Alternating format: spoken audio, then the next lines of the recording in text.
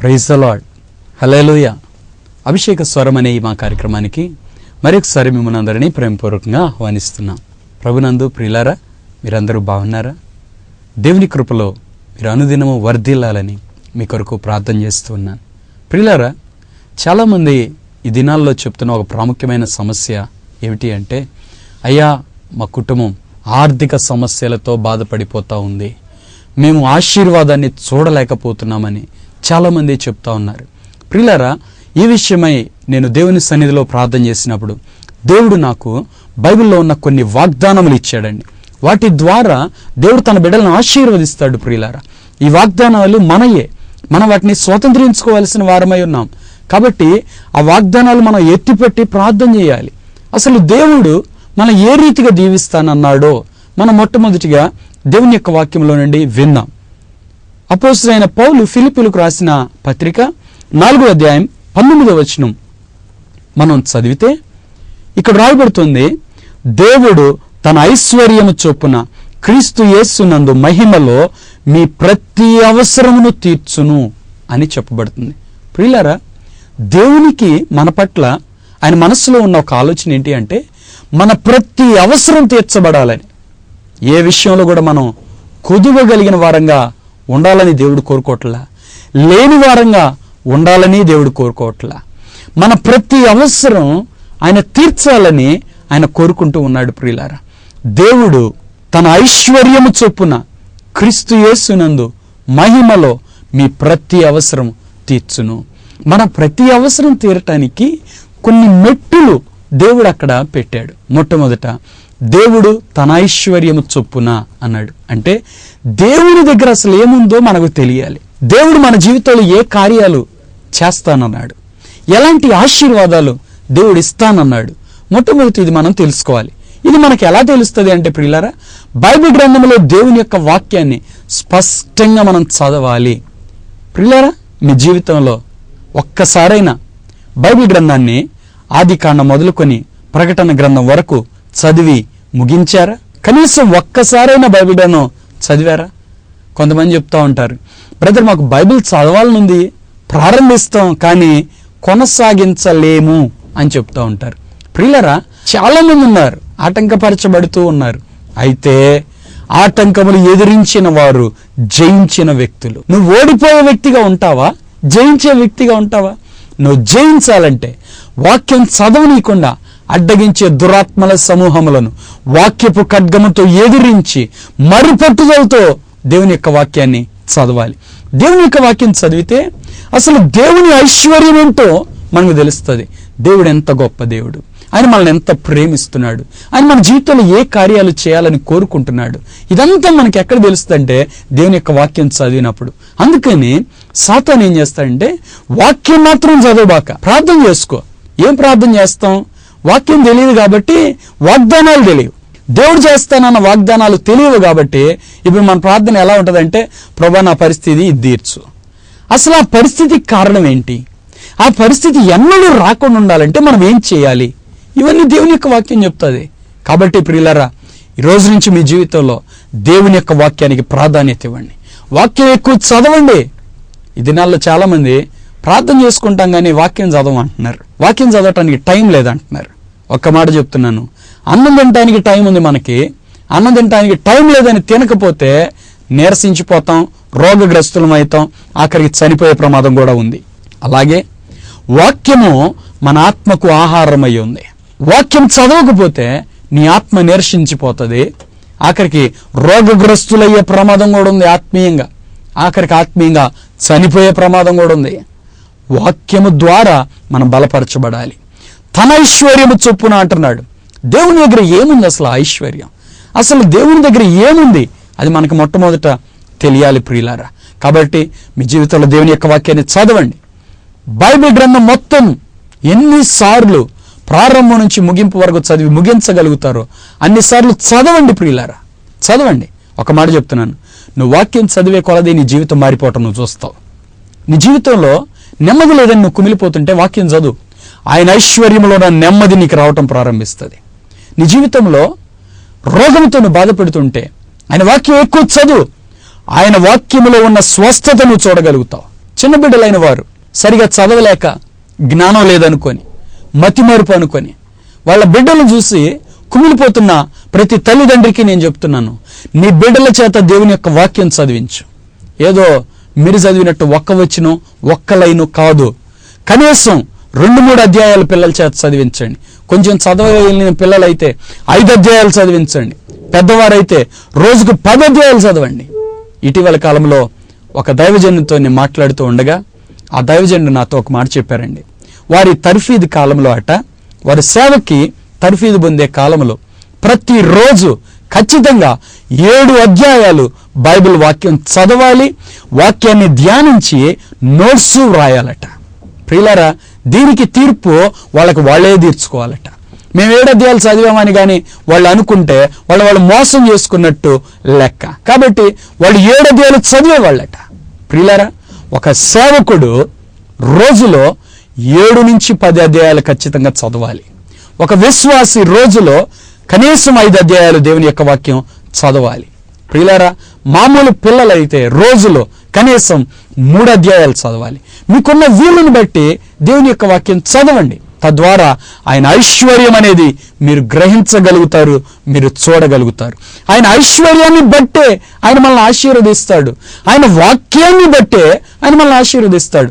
వాక్యాన్ని దాటి దేవుడు ఏమీ చేయడు. ప్రియులారా, దేవుడు మన జీవితంలో ఏ కార్యం చేసినా ఆయన వాక్యాన్ని బట్టే మన జీవితంలో కార్యాలు చేస్తాడు. కాబట్టి మొట్టమొదటిగా ఆయన ఐశ్వర్యం ఏంటో అది మనకు తెలియాలి. దేవుని యొక్క ఐశ్వర్యం ప్రియులారా, ఇదిగో ఈ బైబిల్ గ్రంథం అండి. ఈ బైబిల్ గ్రంథాన్ని దేవుడు మనకిచ్చాడు. ఇదే ఆయన ఐశ్వర్యం.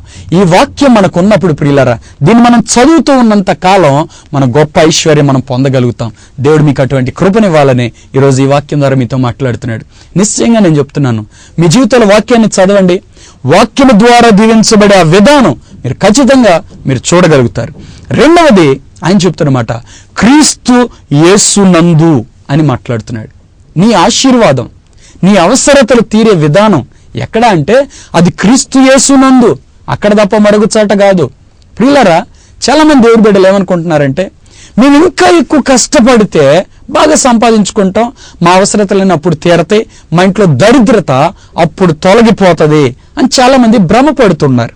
ఒక మాట చెప్తున్నాను, మీ ఇంట్లో దరిద్రత తొలగిపోవాలంటే నువ్వు చేయవలసిన పని ఏంటో తెలుసా? క్రీస్తు యేసునందు నీవు ఉండాలి. క్రీస్తు యేసునందే నీ అవసరతలు తీర్చబడతాయి తప్ప మరి ఏ రీతిగా నీ అవసరతలు తీర్చబడవు. ఇది దేవుని యొక్క వాక్యం చెప్పిన సత్యం. క్రీస్తు యేసునందు మనం ఎలా ఉండగలుగుతాం? ప్రియులారా, మారు మనస్సు పొంది యేసయ్యని మన హృదయంలోనికి ఆహ్వానించి మన జీవితంలో ఆయన ప్రభువుగా ప్రతిష్ఠించుకొని మన జీవితాన్ని ఆయన ఏలుబడి క్రింద మనం అప్పగించగలిగితే, ఆయన చిత్తానికి మనం అప్పగించుకోగలిగితే దేవుడు మనం నడిపించడం మనం చూస్తాం. ఆయన యందు ప్రతి అవసరతలు తీర్చబడతాయి. దావీదు ఈ విషయంలో బాగా మంచి అనుభవజ్ఞుడు అని చెప్పొచ్చండి. దావీదు అంటాడు, యెహోవా నా కాపరి, నాకు లేమి కలగదు అంటాడు, నాకేమి కొదువలేదు అంటాడు. ప్రియులారా, దేవుడు కాపరిగా ఉండే అంట దావీదు జీవితంలో ఏ కొరత లేదంట. ఎందుకంటే ఆయన యందు ఆయన ప్రతి అవసరం తీర్చబడుతుంది. క్రీస్తు యేసునందు ప్రతి అవసరం తీర్చబడుతుంది. ప్రియులారా, మీరు కూడా దేవుని కాపరిగా కలిగి ఉండండి. దావీదులా దేవుని యొక్క వాక్యాన్ని ప్రేమించండి, ఎక్కువగా దేవుని స్తుతించండి, ఎక్కువగా పాటలు పాడండి, ఎక్కువగా ప్రార్థన చేయండి, ఎక్కువగా దేవుని యొక్క వాక్యాన్ని చదవండి, దేవుని మీద ఆధారపడండి. దేవుడు మీ అవసరతలన్నీ తీరుస్తాడు. మొట్టమొదటిగా ఆయన ఐశ్వర్యాన్ని బట్టి అంటే వాక్యాన్ని బట్టి ఆయన అవసరతలు తీరుస్తాడు. రెండవది క్రీస్తు యేసునందు అనగా నీ భక్తి జీవితాన్ని బట్టి ఆయన నీ అవసరతలు తీరుస్తాడు. మూడవదిగా మహిమలో అనే మాట అక్కడ వ్రాయబడుతుంది. ప్రియులరా, దేవుడు ప్రతి మానవుణ్ణి ప్రేమించి మహిమనే ఇచ్చాడండి. ఒక వస్త్రంగా ఇచ్చాడు. ఏదైనా తోటలో ఆదాము అవ్వల్ని దేవుడు చేసినప్పుడు వారికి ఏ వస్త్రాలు ఇవ్వలేదు, దేవుడు మహిమ వస్త్రాన్ని ఇచ్చాడు. మహిమతో వాళ్ళు కప్పబడ్డారు. ఆ మహిమ వారి మీద ఉన్నంత కాలం వారికి ఏ కొరత లేదండి. ఆకలి దప్పికలు లేవు. వారి వంటికి చెమట కూడా పట్టేది కాదు. వారి పరిస్థితి ఎలా ఉండేదంటే సమృద్ధి అయిన వారిగా ఉండేవాళ్ళు. ఏ కొరత ఉండేది కాదు. ఆ తోటలో సకల ఫల వృక్షాలు ఉన్నాయి, అన్ని రకాల పండ్లు అక్కడ ఉంటాయి. తర్వాత జీవ వృక్ష ఫలాలు ఉన్నాయి, అవి తినే అవకాశం ఉంది. ప్రియులారా, తన మహిమను దేవుడు ఇచ్చినప్పుడు ఆదాము యొక్క ప్రతి అవసరతలు దేవుడు తీర్చాడండి. ఆదాముకి ఏం కావాలంటే అది ఇచ్చాడు. ఆదాము కొరకు అన్నిటినీ దేవుడు చేశాడు. ప్రియులారా, ఆయన మహిమను ఇచ్చినప్పుడు దేవుడిచ్చిన విధానం అది. అయితే అదే ఆదాము ప్రియులారా, దేవుడు తినవద్దన్న పండు తిన్న తరువాత ఎప్పుడైతే ఆ పండు తిన్నాడో మహిమను పోగొట్టుకున్నాడండి. మొట్టమొదట మహిమను పోగొట్టుకున్నాడు, అంటే ఆశీర్వాదాన్ని అక్కడ పోగొట్టుకున్నాడు. అజ్ఞాతిక్రమే పాపం, పాపం వల్ల వచ్చే జీతం మరణం అని దేవుని యొక్క వాక్యం చెప్తుంది. కాబట్టి ఎప్పుడైతే ఆదాము ఆ తినవద్దన్న పండు తిన్నాడో ప్రియులారా, అప్పుడు పోయిందండి మహిమ. అంతే, ఇక అక్కడి నుంచి ప్రారంభమైంది మానవ జీవితంలో దరిద్రత. ఆశీర్వాదం అనేది అప్పుడు పోయింది ప్రియులారా. ఆ తరువాత మానవుని యొక్క జీవితం అంతా ఇంత కాదు. ఆదాము అంత పరిస్థితికి వస్తే కయ్యను ఇంకా దారుణంగా దేవునితో అబద్ధమాడి, దేవుడు మాట్లాడినా కూడా తన పాపాన్ని ఒప్పుకోకుండా ఇంకా భ్రష్టుడైపోయాడు. ఆ తర్వాత అన్నాడు దేవుడు, ఇక మీదట భూమి తన సారం నీకు ఇవ్వదు అని చెప్పాడు. చూసారా, ఆశీర్వాదం ఎక్కడ పోయింది అంటే ప్రియులారా, ఎక్కడైతే పాపం ఉంటుందో అక్కడ ఆశీర్వాదం పోతుందండి. ఇప్పుడు పాపము పోతే మహిమ రావటం ప్రారంభిస్తుంది. అది క్రీస్తు యేసునందు దేవుడు మనకిచ్చిన గొప్ప భాగ్యం. యేసయ్య మనందరినీ తన రక్తములో కడిగి మనందరినీ ఆయన బిడ్డలుగా మార్చుకొని ఆయన మనకి తన మహిమనివ్వటానికి ప్రారంభించాడు. ఆదాము ఏ మహిమనైతే పోగొట్టుకున్నాడు, దేవునితో ఎలాంటి సహవాసాన్ని అయితే ఆదాము పోగొట్టుకున్నాడు, దాన్ని మరలా దేవుడు ఇవ్వటం ప్రారంభించాడు. ఆ తరువాత దేవుడు తన మహిమనివ్వటం ప్రారంభించాడు. రోమీయులకు రాసిన పత్రిక 3వ అధ్యాయం 23వ వచనంలో చెప్పబడుతున్న వాక్యం ఏంటంటే, ఏ భేదము లేదు, అందరూ పాపము చేసి దేవుడు అనుగ్రహించే మహిమను పొందలేకపోతున్నారు అని దేవుని యొక్క వాక్యంలో చెప్పబడింది. అవును ప్రియులారా, నేటి దినాల్లో కూడా మానవులు అనేక మంది ఏదో ఒక పాపములో చిక్కుబడిపోయి దేవుని మహిమను పొందలేక ఆ మహిమను పోగొట్టుకున్న స్థితిలో మానవులు జీవిస్తూ ఉన్నారు. కాబట్టి దరిద్రత, అప్పులు, ఆర్థిక ఇబ్బందులు వీటన్నిటిని ఎదుర్కొంటున్నారండి మీ జీవితంలోనండి. వీటన్నిటిని దేవుడు శాశ్వతంగా తొలగించాలని కోరుకుంటూ ఇదిగో ఇప్పుడు ఈ వాక్యం ద్వారా దేవుడు మీతో మాట్లాడుతున్నాడు. కాబట్టి మీరు ఇప్పుడు చేయాల్సిన పని ఏంటి అంటే, మీ ప్రతి పాపాన్ని విడిచిపెట్టండి. సులువుగా చిక్కులు పెట్టే పాపాలు విడిచిపెట్టండి. బుద్ధిపూర్వకమైన పాపాలు విడిచిపెట్టండి. వాక్యం ఏదైతే పాపం అని చెప్పిందో దాన్ని విడిచిపెట్టండి. అంతే. వాక్యం ఏది చేయమందో దాన్ని చేయండి. వాక్యం ఏది చేయొద్దందో దాన్ని విడిచిపెట్టండి. ఖచ్చితంగా మీ జీవితంలో ఆశీర్వాదాన్ని మీరు చూస్తారు. బైబిల్ గ్రంథంని నేను చదువుతూ గమనించినప్పుడు దేవుడు ఆయా భక్తుల్ని ఆయా కాలంలో అనేక రీతులుగా ఆశీర్వదించాడు. ప్రతి భక్తుని జీవిత కాలం వారిని దేవుడు ఎలా దీవించాడు అని నేను గమనించినప్పుడు దేవుడు వారితో చెప్పిన మాట ఏంటంటే, మీరు ఇది చేస్తే నేను ఇది చేస్తాను అని దేవుడు చెప్పాడు. అవును ప్రియులారా, దేవుడు మానవులతో నిబంధన చేస్తున్నాడు. అంటే దాని అర్థం ఏంటంటే, నువ్వు ఇది చేయి, నేను ఇది చేస్తాను అని దేవుడు చెప్పాడు. అలాగే ఎప్పుడైతే మానవులు అలా చేశారో ఆశీర్వాదాన్ని వాళ్ళు పొందుకున్నారు. కాబట్టి ప్రియులారా, ఆ ప్రవక్తల యొక్క జీవితం మనకు మాదిరికరంగా తీసుకొని మనం ఆశీర్వదించబడాలి అంటే మనం ఏం చేయాలో తెలుసా? దేవుడేం చెప్పాడో దాన్ని చేయాలి. దేవుడేం చెప్పాడో చేయాలంటే అసలు మొట్టమొదట దేవుని స్వరం మనకు తెలియాలి కదండి. దేవుడు మాట్లాడే విధానం మనకు తెలియాలి కదండి. దానికే దేవుడిచ్చింది దేవుని యొక్క వాక్యం. అందుకే బైబిల్ గ్రంథాన్ని మనం చదవాలి ప్రియులారా. ఆది కాండం నుంచి ప్రకటన గ్రంథం వరకు నీ జీవిత కాలంలో ఎన్నిసార్లు ముగించగలిగితే అన్నిసార్లు చదువు. ఒక భక్తుడు చెప్తాడు, 100 సార్లు నేను ఇప్పటికే బైబిల్ మొత్తాన్ని చదివి పూర్తి చేశాను అని చెప్తున్నాడట. ఎంత అద్భుతం ప్రియులారా. 100 సార్లు ఆ భక్తుడు వాక్యాన్ని చదవగలిగాడంటే వాక్యంలో ఉన్న ఆశీర్వాదం ఏంటో తను గ్రహించగలిగాడు. ప్రియులారా, వాక్యంలో ఉన్న ఆశీర్వాదం మనం గ్రహించగలిగితే దాన్ని మనం స్వతంత్రించుకుంటాం. దేవుని యొక్క వాగ్దానం తెలిస్తే కదా మనం ప్రార్థన చేసేది. వాగ్దానం తెలియకపోతే మనం దేవుని ఏం అడుగుతాం చెప్పండి. ఇప్పుడు బాగా భయం వచ్చేసిందండి, బాధపడిపోతా ఉన్నాం. యెషయా 41:10 అని చెప్పాడు, నువ్వు భయపడకు, నేను నీ కుడి చేతిని పట్టుకుంటున్నాను, నేను నిన్ను తోడుగా ఉంటాను అని దేవుడు చెప్పాడు. అది తెలిస్తే కదా మనకు ధైర్యం కలిగేది. ఆ వాక్యం తెలియలేదనుకోండి, దిగులు, భయం, చింత. ప్రియులారా, మీ జీవిత కాలంలో ఏ పరిస్థితిలో ఎలాగ మీరు నలిగిపోతున్నారో వాటన్నిటి నుంచి విడుదల పొందాలంటే మీరు చేయాల్సిన ఒకే ఒక్క పని ఏంటంటే దేవుని యొక్క వాక్యం చదవండి. అప్పుడు దేవుని మహిమ మీ మీదకి రావటం ప్రారంభిస్తుంది. ఆ మహిమలో మీ ప్రతి అవసరతలు తీరిపోతాయి. అప్పులున్నాయని కుమిలిపోతున్నావా? దేవుడిచ్చిన గొప్ప వాగ్దానం ఇప్పుడు మీకు నేను తెలియచేయాలని ఆశపడుతున్నాను. ద్వితీయోపదేశకాండం 28వ అధ్యాయం 12వ వచనంలో దేవుడు చక్కని వాగ్దానాన్ని వ్రాయించాడు. అదేంటంటే, నీవు చేయి కార్యమంతటిని ఆశీర్వదించుటకు ఆకాశమును తన మంచి ధననిధిని తెరచును. నీవు అనేక జన్మలకు అప్పిచ్చేదవు కానీ అప్పు చేయవు. దేవుడు చెప్తున్నాడు, నువ్వు అప్పు చేయవు అని. నువ్వు అప్పు ఇస్తావు అనేక జన్మలకు, ఒక వ్యక్తికి కాదు, అనేక జన్మలకు అప్పిస్తావు, కానీ నువ్వు అప్పు చేయవు అంటున్నాడు దేవుడు. ప్రియులరా, ఈ వాగ్దానం ఎంతమంది జీవితంలో నెరవేరుతుంది చెప్పండి? మీలో అప్పులు లేని వాళ్ళు ఎంతమంది ఉన్నారు చెప్పండి? ఏమవుతుంది మన జీవితం అంటే వాక్యానికి వ్యతిరేకమైన రీతిలో మనం వెళ్తున్నాం. దేవుడు చెప్పాడు నువ్వు అప్పు చేయవని. నువ్వు దేవుని బిడ్డవైతే అప్పు చేయకూడదు. నీకేదో అవసరమో దేవుణ్ణి అడుగు, దేవుడు తీరుస్తాడు. ఆ పై వచనంలో చెప్తున్నాడు, ఆకాశమును తన మంచి ధననిధిని తెరచి నువ్వు చేసే ప్రతి కార్యాన్ని ఆశీర్వదిస్తాడు. తద్వారా నీకేం కావాలో అన్నిటినీ దేవుడిస్తాడు. నీకు ఇవ్వాలని ఆయన తన ధననిధినే తెరుస్తుంటే ఆయన వైపు చూసే కన్నులు మనకు లేనంత కాలం మనం అప్పుల్లోనే ఉంటామండి.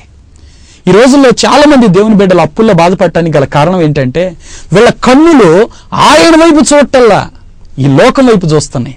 ఇదిగో వాళ్ళు పలానా వస్తువు కొనుక్కున్నారు, నేను ఈ వస్తువు కొనుక్కోవాలి కాబట్టి నేను అప్పు చేసి కొనాలి, ఫైనాన్స్లో తీసుకోవాలి. వడ్డీ కట్టి నీ కష్టార్జితం నువ్వు నష్టపోతున్నావు తెలుసా? నీకు ఎంత వడ్డీగా నీ కష్టార్జితం వ్యర్థమైపోతుందో తెలుసా? దేవునికి ఆశీర్వాదం పోగొట్టుకుంటున్నావు. ప్రియ సహోదరి సహోదరుడా, నువ్వు ఆశీర్వాదం పొందాలంటే వాక్యానికి లోబడు. నీ మనస్సుకి ఒక కళ్ళెమై. బైబిల్లో యాకోబు భక్తుడు చెప్తున్నాడు, దురాశ గర్భము ధరించి పాపమును కనగా పాపము పరిపక్వమై మరణమును కనెను అని దేవుని యొక్క వాక్యం చెప్తుంది.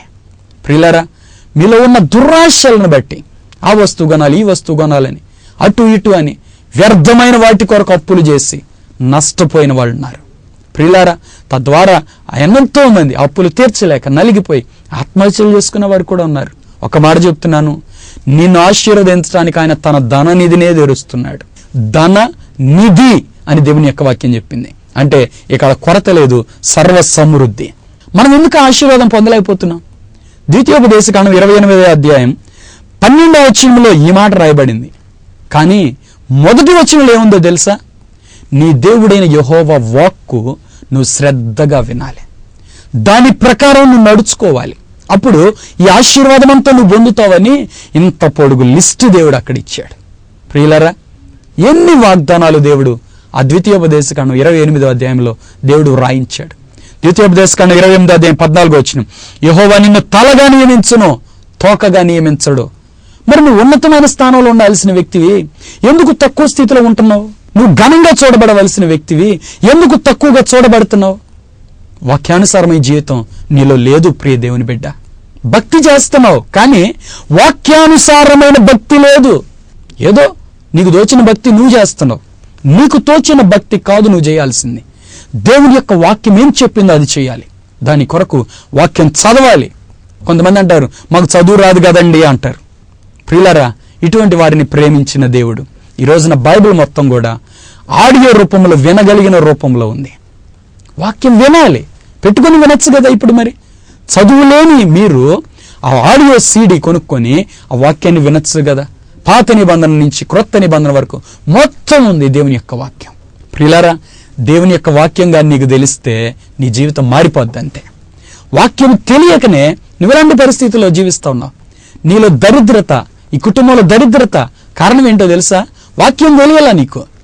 వాక్యం తెలుసుకోగలిగితే వాక్యంలో ఆశీర్వాదం సంపాదించుకుంటావు, సర్వ సమృద్ధి కలిగిన వ్యక్తిగా ఉంటావు. నువ్వు తలగా ఉంటావు అన్నాడు, నువ్వు పైవాడవుగా ఉంటావు కానీ క్రింది వాడవుగా ఉండవు అన్నాడు. మరి నువ్వు పైవాడవుగా ఎందుకు ఉండలేకపోతున్నావు? నువ్వు తలగా ఎందుకు ఉండలేకపోతున్నావు? దేవుని వాక్యం ఏమన్నా అబద్ధమా? పొరపాటును కూడా కాదు ప్రియులారా. ఆకాశం భూమి అయినా గతించును గాని నా మాటలు ఏమాత్రం గతించవని దేవుడు చెప్పాడు. మరి ఇంత ఉన్నతమైన ఆశీర్వాదం ఒక వ్యక్తి పొందలేకపోవడానికి గల కారణం ఒకే ఒక్కటి, దేవుని యొక్క వాక్యానికి నీవు అవిధేయత చూపించటమే.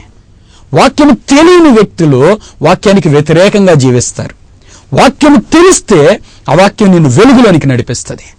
అందుకే కీర్తన గ్రంథంలో దేవుని యొక్క వాక్యం చెప్తుంది, నీ వాక్యమే నా పాదములకు దీపము, నా త్రోవకు వెలుగు. అవును ప్రియులారా, నీ త్రోవకు వెలుగు దేవుని యొక్క వాక్యం. ఆ వాక్యం లేకపోతే నీ అడుగులు ఎటు పడతానయో తెలియదు. అందుకే ఇన్ని ఇబ్బందులు, ఇన్ని కష్టాలు, ఇంత దరిద్రత. ఈ రోజున నీ దరిద్రత నుండి, నీ అప్పుల నుండి విడుదల పొంది ఒక ఆశీర్వాదం నువ్వు చూడాలి అంటే, నీ కుటుంబంలో నెమ్మది నువ్వు చూడాలి అంటే ఒకే ఒక్క మార్గం దేవుని యొక్క వాక్యం. ఆ వాక్యం మీ యొద్దకు వచ్చినప్పుడు దేవుడే మీ యొద్దకు వచ్చినప్పుడు, వాక్యం మీ యొద్దకు వచ్చినప్పుడు దేవుడే మీ దగ్గరకు వచ్చినట్టు లెక్క. ద్వితీయోపదేశకాండం 28వ అధ్యాయం 2వ వచనములో దేవుడు చెప్తున్న మాట ఏంటంటే, నీ దేవుడైన యెహోవా మాట వినిన ఎడల, లోబడిన ఎడల, అనుసరించి నడిచిన ఎడల ఈ దీవెనలన్నీ నీ మీదకి వచ్చి నీకు ప్రాప్తించును అని చెప్తున్నాడు. ఆ దీవెనన్నీ మనం పొందటానికి దేవుడు చెప్తున్న మాట ఏంటంటే, నీ దేవుడైన యెహోవా మాట నువ్వు విను. ప్రియులారా, దేవునికి మన జీవితంలో 3 ఇవ్వాలండి. ఈ 3 ఇస్తే ఖచ్చితంగా దేవుడు మనల్ని ఆశీర్వదిస్తాడు. 1, దేవునికి మన హృదయం ఇవ్వాలండి. మన జీవితం ఆయనకి అప్పగించాలి. ప్రతి మనిషి మనస్సు ఆ వ్యక్తి జీవితానికి ఒక స్టీరింగ్ లాంటిది. ఆ మనస్సు, ఆ హృదయం నువ్వు దేవునికి ఇస్తే ఇక దేవుడు ఆ స్టీరింగ్ పట్టుకొని నిన్ను నడిపించడం ప్రారంభిస్తాడు. దేవుడు కానీ నిన్ను నడిపించడం ప్రారంభిస్తే ఇక నీ జీవితం ఉన్నతమైన రీతిలో దీవించబడిపోద్ది. ఆయన స్థాయికి తగ్గట్టు నిన్ను దీవిస్తాడు. ఆయన పిలుపు తగ్గట్టు నిన్ను దీవిస్తాడు. అసలు నీ పట్ల ఆయన ఉద్దేశాలు, ఆయన ఆలోచనలు ఎంత ఉన్నతమైనవో ఆ మెట్టులో నిన్ను నడిపిస్తాడు. మన ఆలోచనలన్నీ కొంచెం కొంచెం.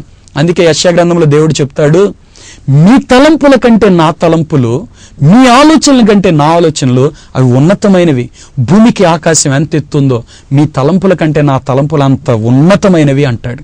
అంత ఉన్నతమైన ఆలోచనలు దేవుడు మన పట్ల కలిగి ఉంటే మనం ఏం చేస్తామంటే, దేవుని చిత్తములో నుండి తొలగిపోయి శ్రేష్టమైన ఆశీర్వాదాలు పోగొట్టుకొని ఏదో ఈ లోకంలో ఉన్న చిన్న చిన్న వాటి కొరకు వెతుకుతా కక్కుర్తి పడతా ఉంటాం. ప్రియులారా, మీ జీవితంలో మీ హృదయం దేవునికి ఇవ్వండి. 2వది, మీ సమయం దేవునికి ఇవ్వండి. నీ సమయం ఎక్కువ దేవునితో గడుపు. బయట వాళ్ళ ఇళ్లతో మాట్లాడితే ఏమొస్తుంది చెప్పండి? అదే సమయం ప్రార్థన చేసుకో, అదే సమయం వాక్యం చదువుకో. నువ్వు ఆశీర్వదించబడతావు. నువ్వు ప్రార్థన చేసుకునే ప్రతిసారి దీవించబడతావు, వాక్యం చదువుకునే ప్రతిసారి నువ్వు దీవించబడతావు. అలాగే 3వదిగా, అప్పుడు మీ ధనాన్ని కూడా దేవునికి ఇవ్వండి. ప్రియులారా, చాలా మంది దేవునికి తమ ధనమును ఇవ్వలేక ఆశీర్వాదం పొందలేకపోతున్నారు. 10వ భాగం దేవునికి ఇచ్చిన వారికంట ఆకాశపు వాకిండ్లు విప్పి పట్టజాలంత విస్తారంగా దీవిస్తాను అని దేవుడు చెప్పాడు. ప్రియులారా, అలాగే 2 కొరింథీయులకు రాసిన పత్రిక 9వ అధ్యాయం 7వ వచనంలో దేవుడు చెప్తున్నాడు, ఉత్సాహంగా ఇచ్చేవాడిని అంట దేవుడు ప్రేమిస్తాడట. ప్రియులారా, దేవునికి ఇచ్చే కానుక మనం ఉత్సాహంగా ఇవ్వాలట. ఒక రోజునంటండి ఒక వ్యక్తి ఒక గొప్ప దైవజనుడిని కానుకిస్తూ, అయ్యగారు చిన్న కానుక ఉంచండి అని చెప్పాడట. వెంటనే ఆ దైవజనుడు అన్నాడంట, చిన్న కానుక అంటావేంటి? ఇది నువ్వు దేవునికి ఇచ్చే కానుక, చాలా ప్రశస్తమైన కానుక, ఇది విలువైన కానుక. చిన్న కానుక అంటావేంటి? నువ్వు చిన్న కానుక అయితే మాకు, నువ్వు 10 పైసలు ఇచ్చినా అది దేవునికి నువ్వు ఇచ్చే కానుక కాబట్టి శ్రేష్టమైన కానుక నువ్వు దేవునికి ఇస్తున్నావు, అది దేవుని సొమ్ము అని ఆ దైవజనుడు చెప్పాడట. అవును ప్రియులారా, ఉత్సాహంగా దేవునికి ఇవ్వాలి, సంతోషంగా దేవునికి ఇవ్వాలి, శ్రేష్టమైనదిగా దేవునికి మనం ఇవ్వగలిగింది ఇవ్వాలి. అప్పుడు దేవుడు మనల్ని ప్రేమిస్తాడు. ఆ క్రింద వాక్యంలో ఉన్న ఆశీర్వాదం ఏంటి అంటే, కొరింథీయులకు రాసిన 2వ పత్రిక 9వ అధ్యాయం 8వ వచనంలో, మీరు సర్వ సమృద్ధి గలవారై ఉత్తమమైన ప్రతి కార్యము చేయుటకు దేవుడు మీ ఎడల సమస్త విధములైన కృపను విస్తరింపజేయగలడు. ప్రియులారా, నువ్వు దేవునికి ఉత్సాహంగా ఇచ్చే వ్యక్తివైతే ఆయన సర్వసమృద్ధి కలిగిన వారిగా చేస్తాడంట. తన కృపను విస్తరింపజేస్తాను అని దేవుడు చెప్తున్నాడు. ప్రియులారా, నిజంగా దేవుడు మనల్ని ఎంత ప్రేమిస్తున్నాడు, మనల్ని ఎంతగా దీవించాలని దేవుడు కోరుకుంటూ ఉన్నాడు. ఇంకా దేవుని యొక్క వాక్యంలో వ్రాయబడిన 2 వాగ్దానాలు మీకు తెలియజేస్తాను. ద్వితీయోపదేశకాండం 2వ అధ్యాయం 7వ వచనంలో దేవుడు చెప్తున్నాడు, నీ దేవుడైన యెహోవా నీకు తోడై ఉన్నాడు, నీకేమీ తక్కువ కాదు అంటున్నాడు. అవును ప్రియులారా, దేవుడు నీకు తోడుగా ఉంటాడు. ఎప్పుడో తెలుసా? దేవుని యొక్క వాక్యానికి నువ్వు లోబడి జీవించే వ్యక్తివైతే దేవుడు నీకు తోడుగా ఉంటాడు, నీకేది తక్కువ కాదు. దేవుని యొక్క ఆశీర్వాదం నీ కుటుంబంలో ఉంటుంది. తర్వాత నీ చేతుల పనులన్నింటిలో యెహోవా నిన్ను ఆశీర్వదించును అంటున్నాడు. ద్వితీయోపదేశకాండం 7వ అధ్యాయం 12-13 వచనాలు చెప్తున్నాడు, నీకు కృప చూపుచు ఆయన నిన్ను ప్రేమించి ఆశీర్వదించి అభివృద్ధి చేసి నీకున్న సమస్తాన్ని ఆయన ఆశీర్వదిస్తాడు. అవును ప్రియులారా, దేవుడు దీవించడం ప్రారంభిస్తే నువ్వు దీవించబడతావు, నీ బిడ్డలు దీవించబడతారు, నీ ఇంట్లో ఉన్న ప్రతి పరిస్థితి కూడా దీవించబడుతుంది. ద్వితీయోపదేశకాండం 7వ అధ్యాయం 14వ వచనంలో చెప్తున్నాడు, సమస్త జనముల కంటే ఎక్కువగా నువ్వు ఆశీర్వదించబడతావు. ప్రియులారా, దేవుడు ఎంతగా దీవించాలని మన పట్ల కోరుకుంటున్నాడండి. ఆయన మన నుంచి కోరేది ఒకే ఒక్కటి ఏంటో తెలుసా? నా మాట వినండి అని చెప్తున్నాడు. నిజంగా చూడండి, దేవుని యొక్క వాక్యానికి మనం లోబడి జీవించగలిగితే, ఆ పరిశుద్ధత కలిగి పాపాన్ని మనం విడిచిపెట్టి దేవుని బిడ్డలుగా మనం జీవించగలిగితే ప్రియులారా, ఎంత శ్రేష్టమైన ఆశీర్వాదాలు మనం పొందగలుగుతున్నాం. దేవుడు వీటన్నిటిని మనకి ఇవ్వాలని కోరుకుంటున్నాడు. ఈ కార్యక్రమం చూస్తున్న మిమ్ములను దేవుడు ఇటువంటి ఉన్నతమైన రీతిలో దీవించడానికే మీకు ఇదిగో ఈ వాగ్దానాలు మీకు తెలియజేస్తున్నాడు. కాబట్టి ఇప్పుడే దేవుని పాదాలు పట్టుకొని ప్రార్థన చేద్దాం. ఈ వాగ్దానాలన్నీ దేవుడు మీ జీవితంలో నెరవేరుస్తాడు. ప్రార్థన చేసుకుందాం. ప్రేమ కలిగిన మా తండ్రి, కృప కలిగిన మా ప్రభువా, నీకు వందనాలు, స్తోత్రాలు. తండ్రి, నీ మహిమలో నుండి నువ్వు మా ప్రతి అవసరం తీరుస్తానని చెప్పావు ప్రభువా. ఎంతమంది అయితే ఈ కార్యక్రమం చూస్తూ మా ప్రియులు ప్రభువా ఆర్థిక ఇబ్బందుల చేత బాధపడుతున్నారు, యేసు నామముల ప్రభువా ఈ కుటుంబం మీదకి నీ ఆశీర్వాదం దిగి రావాలని ప్రార్థన చేస్తున్నా. నిజంగా ప్రభువా, అప్పులు అనేవి ఎంత భయంకరమైన సమస్యలు నాయన. ఆ సమస్యల నుంచి బిడ్డలకు విడుదల దయచేయండి. వీరికున్న ప్రతి అప్పు యేసు నామములో కొట్టివేస్తున్నాను ప్రభువా. నీ మహిమైశ్వర్యములో నుండి వీరి ప్రతి అవసరతలు తీర్చబడాలని ప్రార్థన చేస్తున్నాను తండ్రి. నీ బిడ్డలు అప్పు చేయరన్నావు కదా ప్రభువా. ఈ బిడ్డలందరూ అప్పు తీర్చండి నాయన. ఇక అప్పు చేయని పరిశుద్ధ జీవితం ఈ బిడ్డలు జీవించడానికి మీ సహాయం దయచేయమని ప్రార్థన చేస్తున్నాను తండ్రి. బైబిల్లో మీరు సెలవిచ్చిన ప్రతి వాగ్దానం బిడ్డలకు నెరవేర్చండి. నువ్వు పైవాడవుగా ఉంటావన్నావు, నిన్ను తలగా నియమిస్తానన్నావు ప్రభువా. అందరికంటే నిన్ను ఎక్కువగా ఆశీర్వదిస్తానని చెప్పావు. ఈ వాగ్దానాలన్నీ ప్రభువా మా ప్రియులందరి జీవితాలు నెరవేర్చండి అయ్యా. మా ప్రియులు ఎవరు దరిద్రతలో బాధపడటానికి వీల్లేదు నాయన. మా ప్రియులందరూ మీరు ఆశీర్వదించండి. వారికి కావలసిన ప్రతి అవసరతలు తీర్చండి. వారి కష్టార్జితాన్ని దీవించండి ప్రభువా. వారి నీ వాక్యానికి లోబడటానికి కృప దయచేయండి తండ్రి. నీకు వందనాలు, స్తోత్రాలు ప్రభువా. ఈ కార్యక్రమం చూస్తున్న ప్రతి కుటుంబాన్ని ఆశీర్వదించండి, ప్రతి వ్యక్తిని ఆశీర్వదించండి ప్రభువా. ఉద్యోగాలు లేక ఎంతమంది అయితే మా ప్రియులు బాధపడుతున్నారు, యేసు నామములో వారికి ఒక మంచి జాబును దయచేయమని ప్రార్థన చేస్తున్నాను. వారిని ఆశీర్వదించండి ప్రభువా. ఆర్థిక ఇబ్బందులతో ఏ కుటుంబం అయితే నలిగిపోతుందో ఇప్పుడే ఆ ఇబ్బందుల నుంచి వారు తొలగిపోవాలని ప్రార్థన చేస్తున్నాను. ఆ ఇబ్బందుల నుంచి వారికి విడుదల కలగాలని ప్రార్థన చేస్తున్నాను. వారిని ఆశీర్వదించండి ప్రభువా.